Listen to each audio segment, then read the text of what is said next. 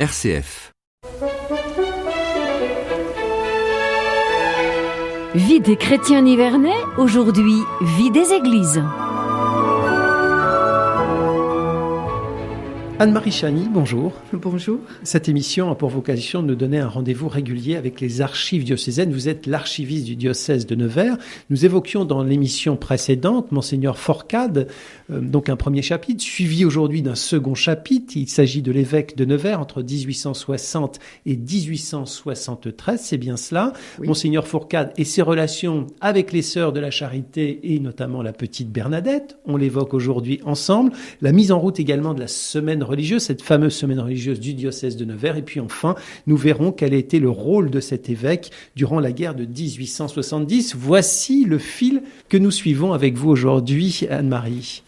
Nous commençons donc par Monseigneur Forcade et les Sœurs de la Charité et Bernadette. L'évêque de Nevers est le premier supérieur ecclésiastique des Sœurs de la Charité et de l'Instruction chrétienne, installé à Saint-Gildard dans le bâtiment construit par Monseigneur Dufêtre. Les sœurs vivent alors sous une règle modifiée au XVIIIe siècle et Monseigneur Forcade souhaite, je cite, les ramener à la pureté primitive des constitutions du Père de la Veine. Il rencontre souvent les sœurs et, avec la supérieure générale Joséphine Imbert, il fait approuver en mai 1870 par le pape Pie IX les nouvelles constitutions de l'Institut qui sont notifiées le 8 septembre 1871. Parmi ces sœurs, il y a Bernadette. Après les apparitions de 1858, elle est admise en 1860 à l'hospice fondé à Lourdes en 1834 par les Sœurs de la Charité de Nevers. Elle y fréquente l'école où elle apprend à lire et à écrire. C'est là, en septembre 1863, que Monseigneur Forcade va la voir. Il a lui-même raconté sa toute première rencontre avec Bernadette. La supérieure qui l'accueille lui suggère de la rencontrer dans la cuisine où elle se trouve, je cite, assise sur un petit billot au coin de la cheminée, grattant tout simplement une carotte. Après ce premier contact, elle le sert à table, parlant essentiellement patois, puis il la reçoit en tête-à-tête.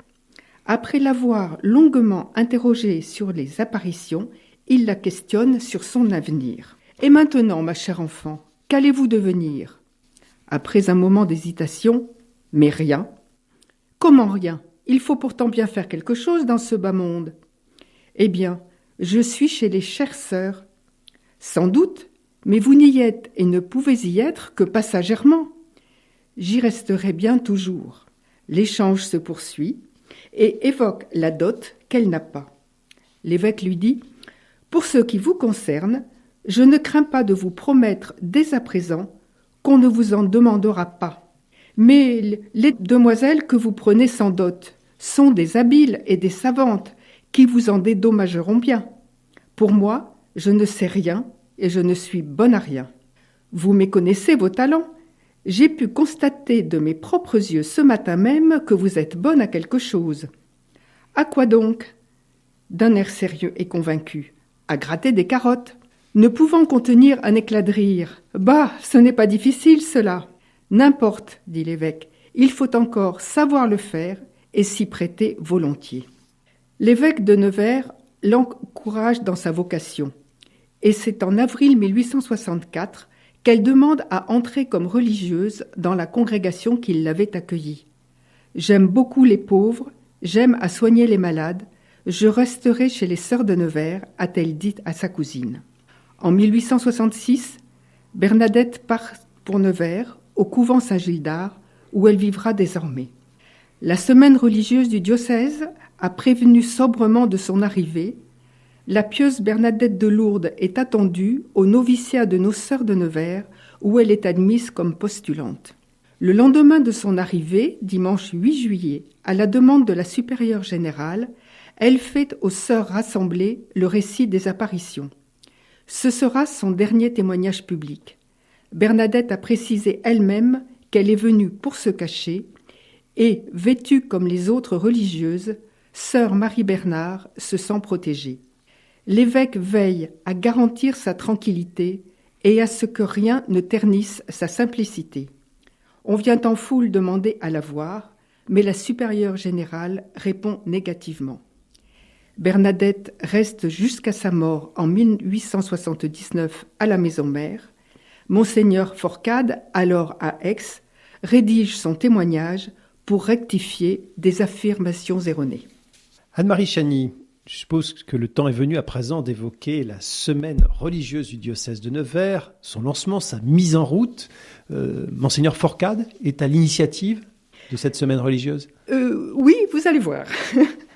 Le 13 mars 1864 paraît le premier numéro de la semaine religieuse du diocèse de Nevers, distribué chaque dimanche aux abords des églises et des chapelles, après une déclaration faite à la préfecture, conformément à la législation du Second Empire, pendant lequel la presse est surveillée. L'idée vient de Pierre Marillier, jeune vicaire à la cathédrale, qui expose dans une lettre à l'évêque son désir de fonder une petite publication hebdomadaire du genre de la Semaine catholique de Toulouse. Il poursuit « Religieuse par essence, populaire par le caractère de sa rédaction et la modicité de ses prix, elle établit un contrepoids à la mauvaise presse dont les productions surabondent. » Il a d'ailleurs tout prévu. Les tâches administratives et matérielles sont à la charge de M. Bégat, bailleur de fonds et propriétaire gérant. Il estime à 5 heures par semaine le travail de rédaction. Le projet est soumis au conseil épiscopal qui émet des réserves. L'abbé se fait convaincant, s'assure le concours de l'abbé Girard, autre vicaire de la cathédrale. Cette initiative, à laquelle Monseigneur Forcade donne finalement son accord, rencontra des contradicteurs puissants. On trouvait bien osé ce jeune vicaire. Edmond Marbeau, qui a rédigé une vie de Monseigneur Forcade, écrit « Lorsque l'on est tout simplement vicaire, même d'une cathédrale, tant intelligent que l'on soit, il faut une sainte audace pour affronter les périls d'une semblable fondation. » Mais la publication est lancée. L'abbé Marillier écrit au curé du diocèse pour exposer le programme prévu. Je cite « Un article doctrinal, un rapport sur les bonnes œuvres, les communautés, les confréries et les monuments célèbres du diocèse, une chronique locale, des variétés, enfin le calendrier liturgique de la semaine et le tableau des offices de la ville épiscopale. » Il prie les curés de lui adresser le compte-rendu des cérémonies ou événements de leur paroisse et souligne que cette revue les aidera dans leur grande mission d'éclairer les esprits. C'est alors un périodique hebdomadaire, ce qui représente une aventure pour les éditeurs locaux. Et de fait, la caisse est vide. Monseigneur Forcade prend alors l'œuvre à sa charge. Il équilibra les finances en payant et la petite feuille a continué son chemin. La préfecture en surveille le contenu. Dès le numéro du 8 mai 1864, on refuse l'estampille pour un article mettant en cause les protestants. D'autres articles sont critiqués en 1866, jugés mensongers, malveillants pour l'autorité civile. Il est reproché à l'évêque de laisser à Bégat la rédaction de la chronique départementale. Les bonnes relations personnelles entre l'évêque et le préfet permettent d'aplanir les choses avec un dîner à l'évêché. La revue a évolué au fil des années, changement de format, de titre, place et nombre des illustrations désormais en couleur, et elle perdure sous le titre d'Église de la Nièvre. À l'occasion des 150 ans de cette revue, en 2014, j'avais préparé un dossier publié dans Église de la Nièvre. Merci beaucoup pour cet éclairage spécifique donc à cette fameuse semaine religieuse du diocèse de Nevers, devenue aujourd'hui donc Église de la Nièvre.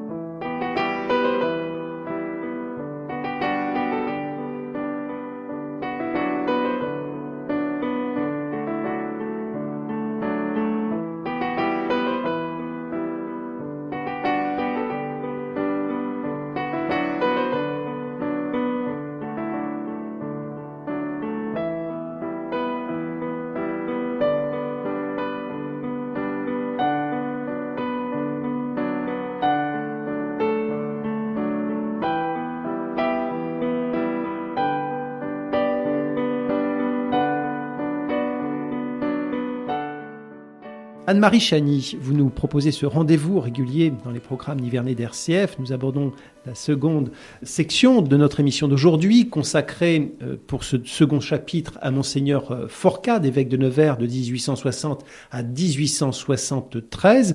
Mais quel a été précisément son rôle durant la guerre de 1870 ? Petit rappel historique pour commencer.